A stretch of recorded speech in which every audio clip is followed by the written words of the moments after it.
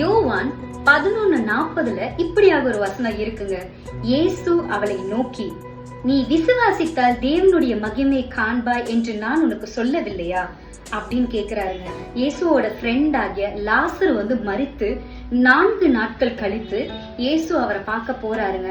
அந்த லாசரு வச்சிருந்த கல்ல புரட்ட சொல்லி சொன்னாங்க. மரித்த லாசருடைய சகோதரி ஆகிய மார்த்தாள் இயேசுவை பார்த்து சொல்றாரு, நாருமே அவன் மரிச்சு 4 நாள் ஆச்சு அப்படின்ட்டு.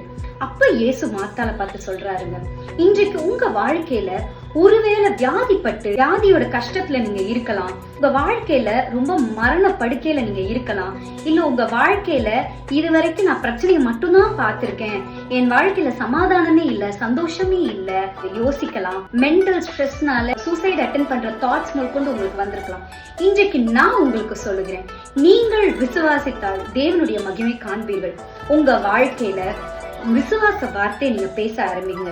உங்க வாழ்க்கையில ஏன் வாழ்க்கை இப்படிதான் ஆகும், ஏன்னா கர்த்தராகிய இயேசு கிறிஸ்து என்னோட சரீரமா இருக்கிறாரு, நான் என்ன சொல்றேனோ அதுதான் ஏன் சரீரம் கேட்கும், அது சொல்ற பேச்ச நான் கேட்க மாட்டேன் அப்படின்னு நீங்க ஒவ்வொரு நாளும் விசுவாச வார்த்தைகளை பேச பேச உங்க பிசினஸ பார்த்து, உங்க படிப்பை பார்த்து, உங்க பினான்ஸ பார்த்து, உங்க வேலையை பார்த்து, உங்களுடைய பிரச்சனைகளை பார்த்து நீங்க பேச பேச கண்டிப்பா அதற்கு எதிர்த்து நிற்கும் பொழுது அது உங்களை விட்டு ஓடி போகுங்க. 1 மாதம் விசுவாச அறிக்கை உங்க வாழ்க்கையில நீங்க பேச ஆரம்பிங்க. கண்டிப்பா நீங்கள் விசுவாசித்து பேசும் பொழுது தேவனுடைய மகிமையை உங்க வாழ்க்கையில நீங்க பார்ப்பீர்கள். விசுவாசிக்கிறவன் பிழைப்பான்.